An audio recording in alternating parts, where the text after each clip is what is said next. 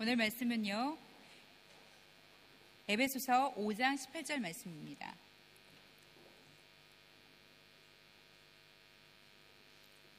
제가 가지고 있는 성경책 신약성경 316페이지입니다. 한 절이기 때문에 저희가 한 목소리로 같이 읽겠습니다. 술 취하지 말라. 이는 방탕한 것이니 오직 성령으로 충만함을 받으라. 아멘. 지금 목사님 나오셔서 말씀 전해주시겠습니다.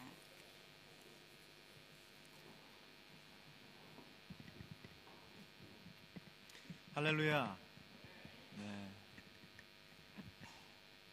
성령님 오셔서 다스려 주소서라는 제목으로 하나님의 말씀 나누겠습니다. 한 주간 동안 여러분들은 무엇으로 충만했나요? 여러분의 생각을 채우고, 여러분의 삶을 채우고, 여러분의 마음 가득히 있었던 그것이 무엇이었습니까? 또 우연찮게 스마트폰 하나를 습득을 했는데 잃어버린 형제는 아마 일주일 동안 이 모발 없이 살았을 거라는 생각이 들어요. 우리의 삶 속에 만약에 모발이 없다면, 핸드폰 없이 한 일주일을 보낸다면 어떨까요? 저도 보니까 이 핸드폰을 손에 쥐고 있는 시간이 꽤 많더라고요. 실은 별게 아닌데. 마찬가지로 오늘 제가 이 윈터캠프 후드티를 입었는데 일주일 만에 살이 찐 게 아니고 L 사이즈인데 작게 나온 거예요. 믿어주세요. 진짜입니다. 그래서 바꿀까 하다가 아침에 꼭 바꿔야지, 이거 20불 주고 산 건데 꼭 바꿔야지, 내 사이즈에 맞게, 안 했어요. 얼마든지 이렇게 선을 대가지고, 끈을 대가지고 제가 먼저 엑스라이즈를 빼올 수 있었지만 일부러 안 했습니다. 늘려 입으려고 해서가 아니고, 이 별거 아닌데 이거 좀 이렇게 입으면 어떻고 이렇게 입으면 어떻고, 이게 무슨 상관이냐 이게. 왜 우리는 별것 아닌 것 가지고 이렇게 온통 내 삶을 빼앗기고 시간을 낭비하고 내 마음에 거기에 낭비가 되고 있을까 하는 생각이 문득문득 들더라는 거예요. 후리티를 보면서, 모발을 보면서, 다른 일들을 생각하면서. 그러면서 제가 떠올랐던 것이 초대교회 성도들의 삶이었어요. 그들의 능력이 있었던 삶. 무엇 때문에 그들은 우리가 똑같은 예수 그리스도를 믿음에도 불구하고 우리와는 전혀 다른 충만한 삶을 살 수 있었을까? 오늘 말씀은 지난주에 그 프리 워십 때, 여러분 예배 시간이 2시 20분에 시작하는 거 아시나요? 셔틀버스가 늦게 오기 때문에 본의 아니게 지각하는 분들이 많더라고요. 또 주일학교 교사 섬기느라고 늦게 오시는 분들을 위해서 시작하는 시간을 2시 20분, 또 갈라디아 2장 20절 말씀, 우리 그리스도의 십자가를 더 묵상하기 위해서 2시 20분으로 또 옮겼습니다. 시간은, 끝나는 시간은 3시 반 그대로인데 시작 시간이 늦춰졌기 때문에 예배가 굉장히 타이트해요. 설교도 줄이고 찬양도 줄였는데 그 아쉬운 마음을 이 프리워십으로 2시부터 2시 20분까지 채워주고 있다는 거죠. 말 그대로 프리워십입니다.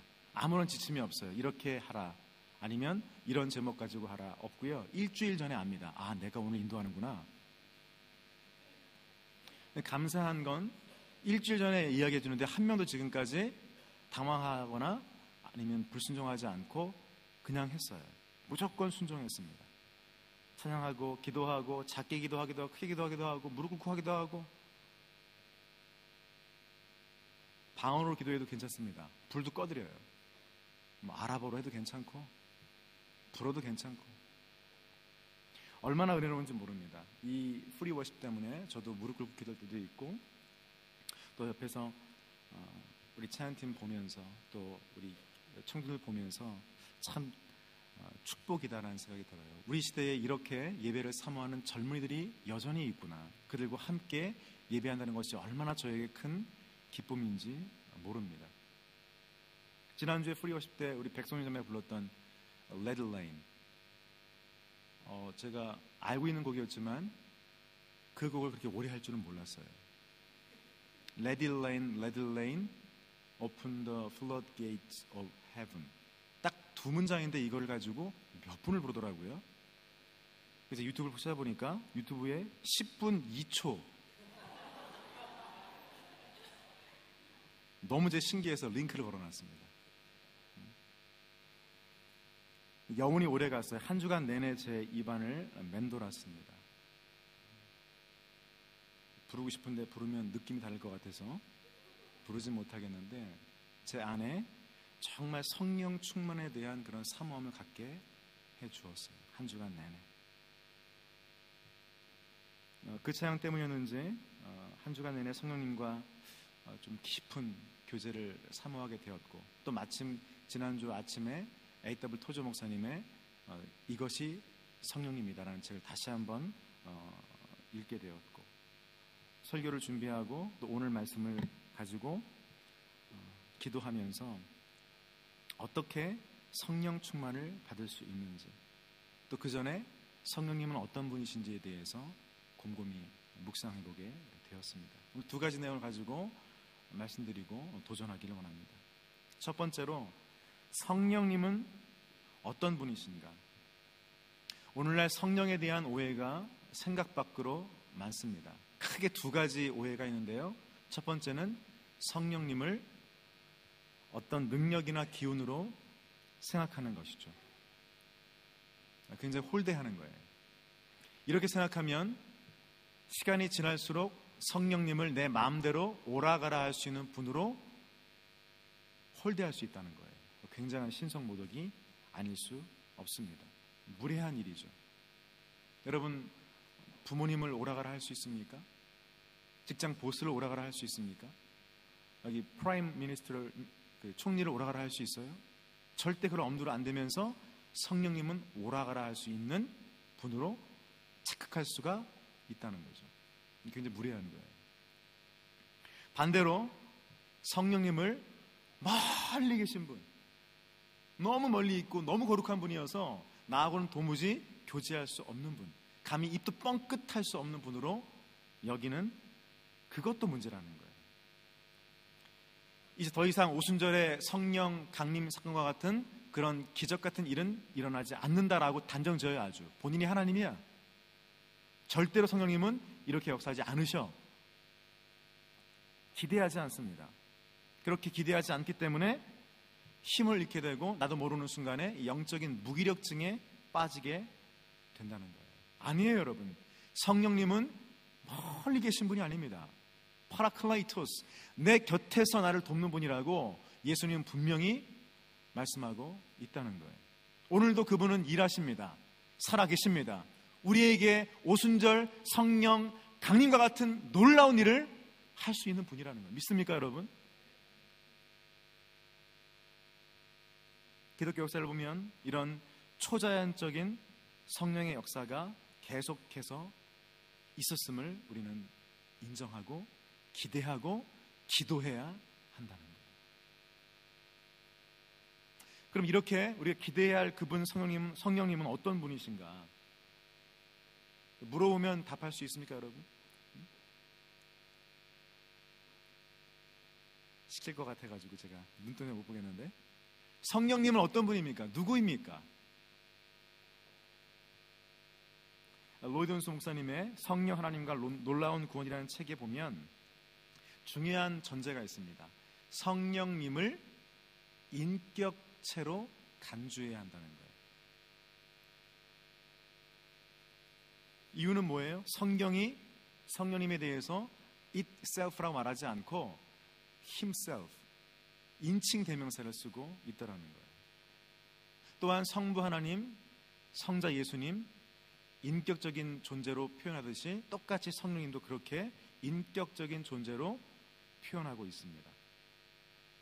이런 여러 가지 이유 때문에 로이드 목사님은 성령님을 인격체로 존중하라고 이야기하고 있어요.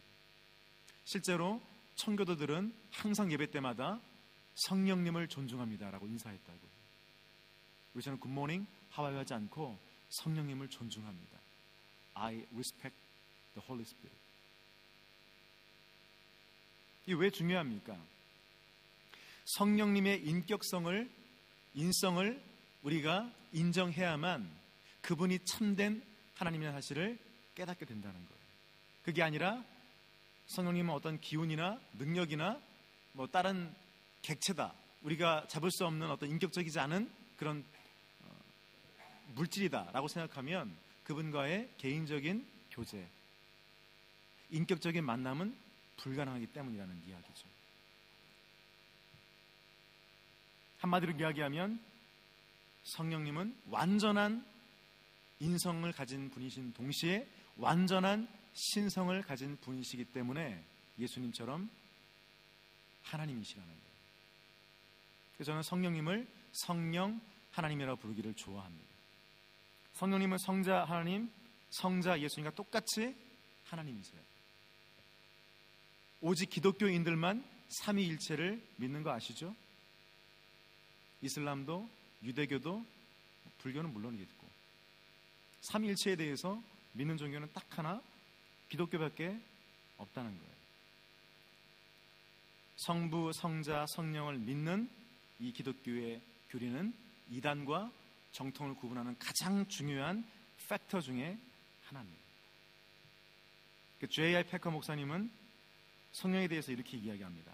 성령님은 하나님께서 천지 창조를 하실 때의 수명 위에 운행하셨던 바로 그 하나님이다라고 이야기해요. 구약시대에 여러 선지자를 통하여서 말씀했던 그분이 바로 성령님이시고, 마가의 다락방에서 강림하신 그분이 하나님이시고, 바로 지금도 역사하신 하나님이 성령님이시다라고 J.I. 패커 목사님은 이야기하고 있다는 거예요. 막 성령에 대해서 이야기를 했는데 감은 잘 안 와요.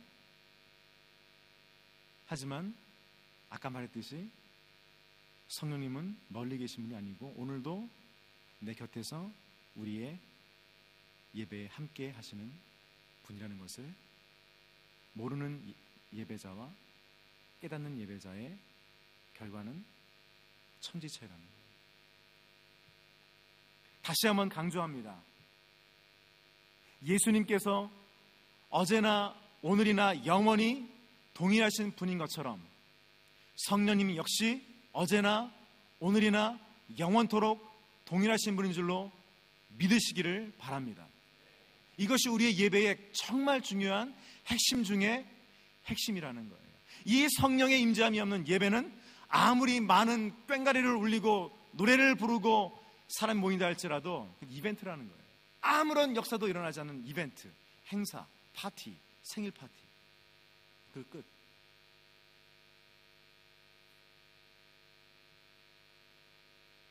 오늘 그 성령님께서 우리에게 임하셔서 19세기 웨일즈의 대부흥운동과 20세기 미국의 대각성 운동과 평양 대부흥운동을 포함한 1900년대 초에 모든 전 세계적인 부흥의 그 불을 우리에게도 내려주시길 원합니다. 그런 마음 가지고 저는 성령님에 대해서 보게 되더라는 거예요.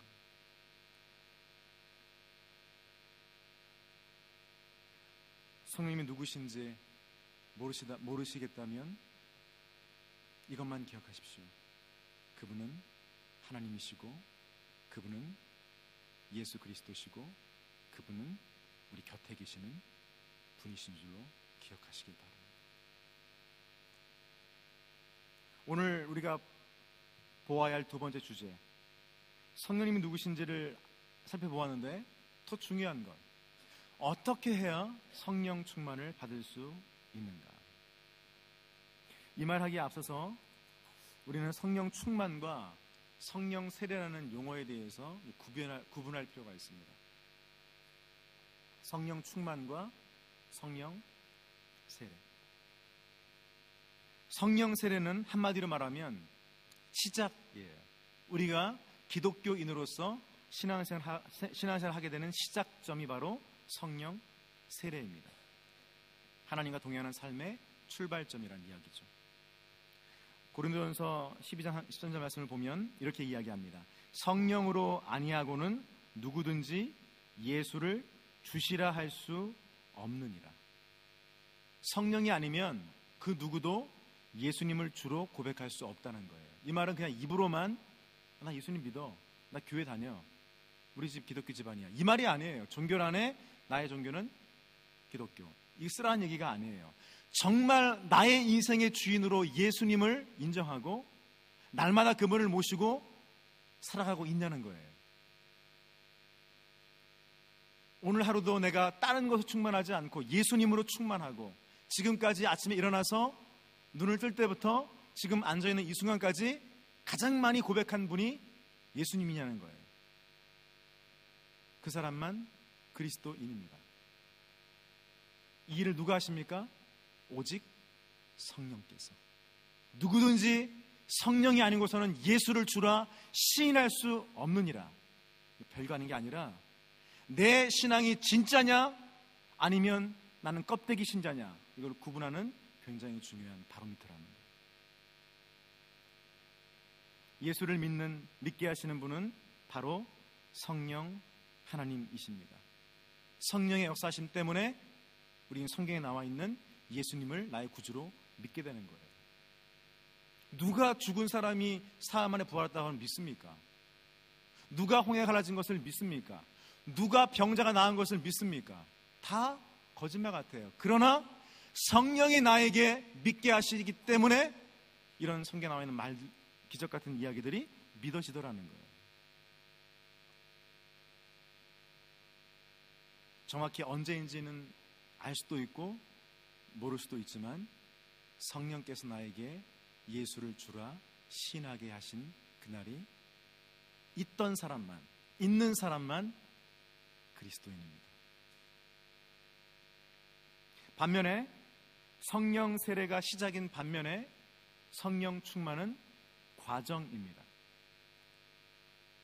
성령 충만은 우리의 삶 속에서 성령의 아름다운 열매, 사랑과 희락과 화평과 오래 참음과 자비와 양선과 충성과 온유와 절제와 같은 이런 아름다운 성령 열매를 맺어가게 하는 과정이라는 거예요. 성령 충만을 통해서 우리는 거룩한 하나님의 백성으로 지어져 갑니다. 완성된 게 아니에요. 지금도 우리 주위 옆에 있는 분들 보시면 아시겠지만 다 완성된 분들이 아니에요. 앞에 있는 목사도 마찬가지고. 그게 우리의 복음 아닙니까? 부족하지만, 연약하지만 우리는 계속해서 성령 충만의 결과로 예수님을 닮아가는 성화의 과정에 있더라는 거예요.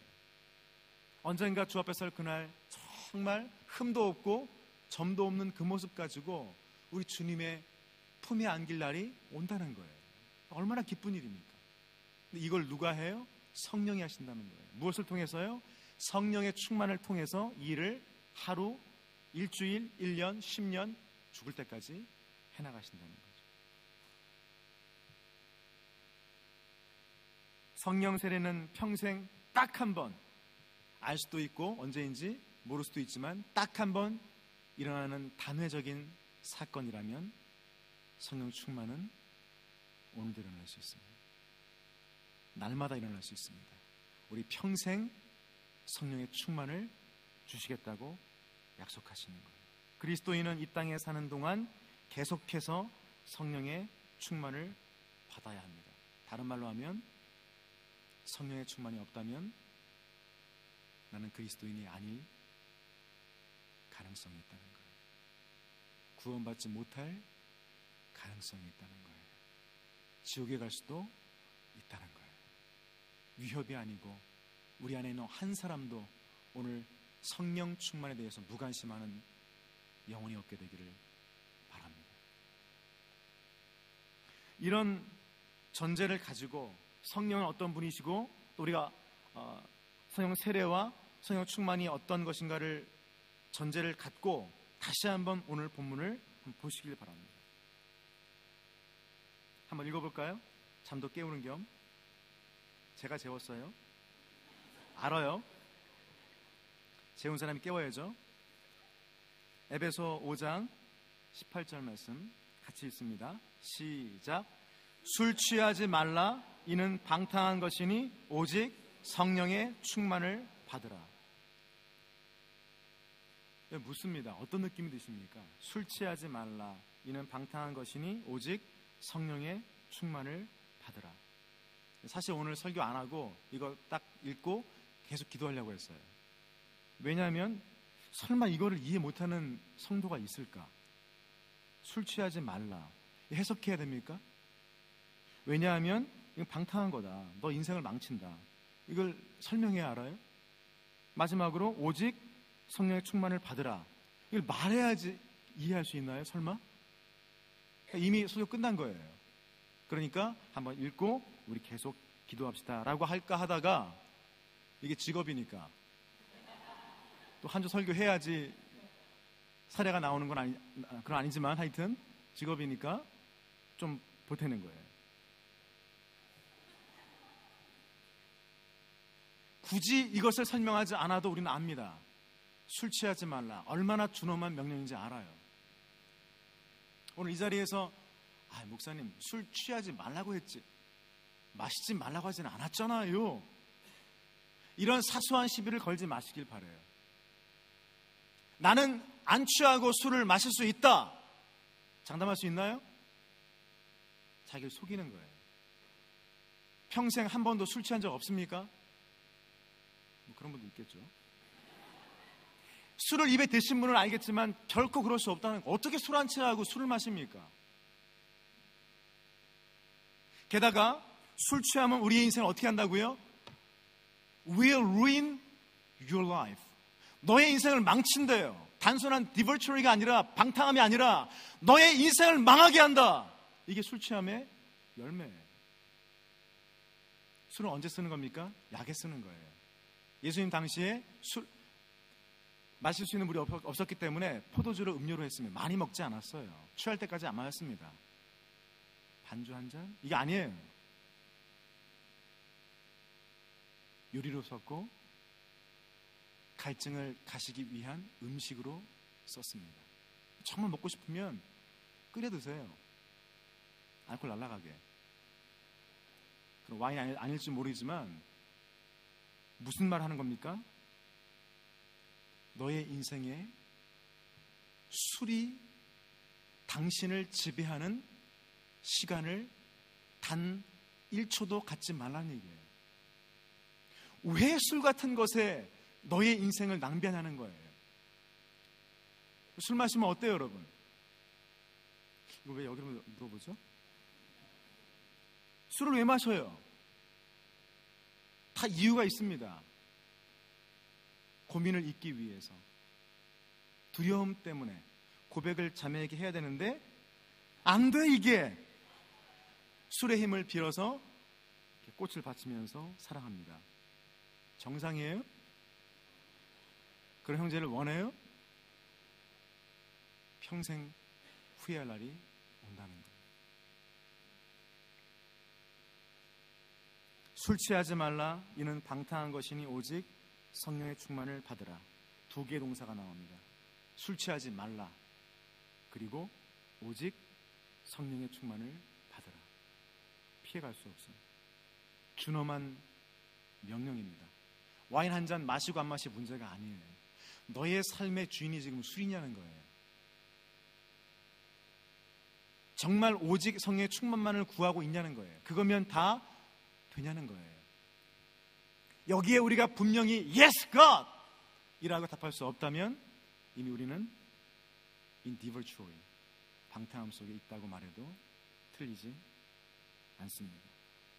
사람들은 이 본문을 가지고 그래 술 취함과 성령 충만함 비슷한 거 아니냐? 천만의 말씀. 술 취함과 성령 충만함 다른 거예요. 술 취함은 절제력을 잃게 합니다. 이는 방탕한 것이니 네거티브예요. 결코 동의하지 않습니다. 하지 말라는 거예요. 반대로 성령 충만 우리에게 무엇을 줍니까? 컨트롤 파워, 절제력을 준다는 거예요. 다시 말하지만 술은 특별한 경우에 약으로, 음식으로 외에는 쳐다보지도 마세요. 잠언 23장 31절에 포도주는 붉고 산에서 번쩍이며 멋있어요. 붉고 번쩍이며 스파크 순하게 내려가나니. 여기까지 좋은데 너는 그것을 보지도 말지어다. 포도주는 붉고 아름다워요. 스파클 빛나요. 술잔이. 그리고 순하게 내려가요. 도수가 낮으니까. 그런데 너는 그것을 쳐다보지도 말라는 거예요. 누구한테 한 말입니까? 왕에게.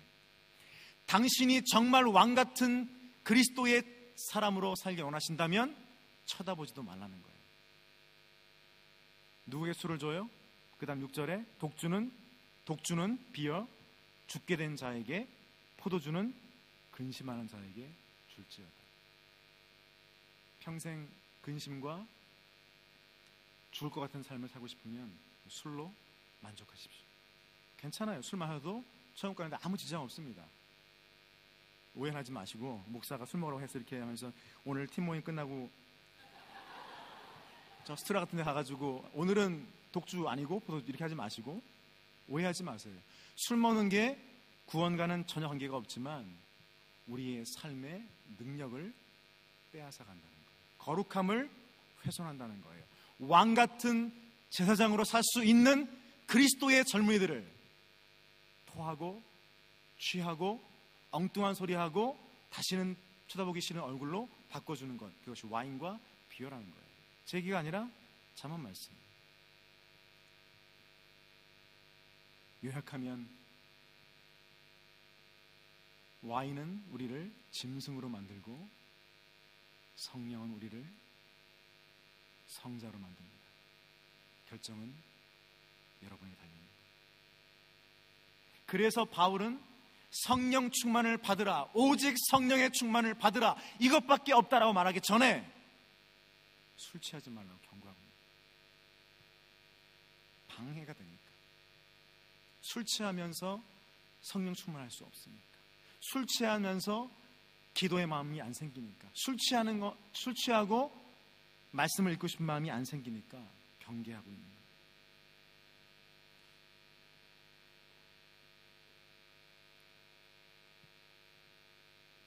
마지막으로 오늘 우리가 진짜 관심을 가져야 할 주제, 어떻게 해야 성령 충만을 받을 수 있는가, 고민을 많이 했습니다. 사실 이게 중요한 말씀인데 책을 읽고 묵상을 하고 성경을 들여다보아도요 답이 안 나와요. 물론 토조 목사님 같은 경우에 아까 말했던 이것이 성령님이다, 4가지 가이드를 주시더라고요. 첫 번째, 여러분의 몸을 하나님께 드리십시오. 성령 충만하기 위해서 우리 몸을 하나님께 드리라는 거예요. 로마서 12장 1절 말씀처럼 너희 몸을 하나님 기뻐하시는 거룩한 한 제사로 드려라. 두 번째, 성령 충만을 구하라는 거예요. 간절히 구하라. 구하고 찾고 두드리라. 그럼 주신다는 거예요. 세 번째, 하나님 말씀에 순종하라는 거예요. 순종하는 자에게 성령 충만을 주시겠다고 했으니까 순종하라는 거예요. 네 번째, 믿음을 갖고 의심하지 말라는 거예요. 이렇게 심플하게 하나, 둘, 셋, 넷 조건을 주시지만 아무리 이 책을 읽고 아무리 묵상을 해도요 내가 성령 충만한 조건을 맞출 수가 없다는 결론밖에 내릴 수 없더라고요. 그래, 믿기만 하면 주실 거야. 그래, 거룩하면 주실 거야. 그래, 구하면 주실 거야. 의심하지 않으면 주실 거야. 실제는 안 그런 거예요. 지난주 예배에도 그전주 예배에도 왜 우리는 똑같이 예수 그리스도 이름으로 모임에도 불구하고 초대교회에 성도들이 모여서 예수의 이름을 자랑하고 그분을 찬양하고 그분에 대하여 자신의 삶을 드렸던 일들은 일어나지 않을까? 사도행전 4장 31절에 그들이 빌기를 다함에 모인 곳이 진동하더니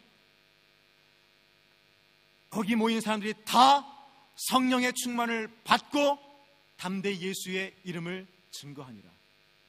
They were all 다 충만을 받았는데 왜 우리는 똑같은 예수를 믿고 있음에도 불구하고 변화가 없을까?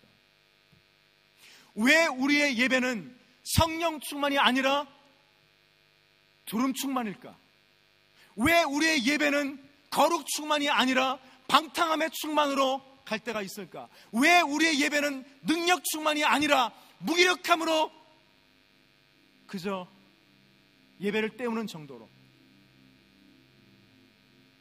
매주 형식적인 예배로 끝나고 다시 하루를 월요일을 시작하고 또 때가 되면 주일날 교회 나오고 다시 예배를 때우고 월요일을 시작하고 한 주를 보내고 다시 교회에 출석하고, 왜 나는 이런 출석표에 도장을 찍는 그런 형식적인 그리스도인으로 살아갈 수밖에 없을까? 이게 저에게는 가슴을 치는 질문이었습니다. 왜 똑같은 예수를 믿는데 그들과 우리는 달라야 하는가?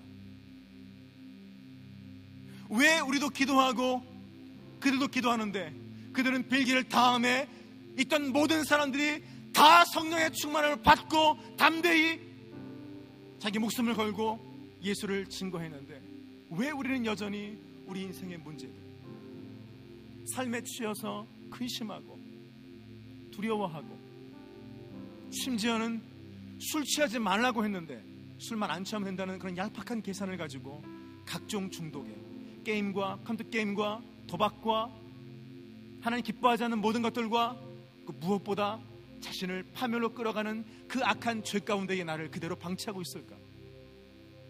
이것이 저의 고민이었습니다. 오늘 저는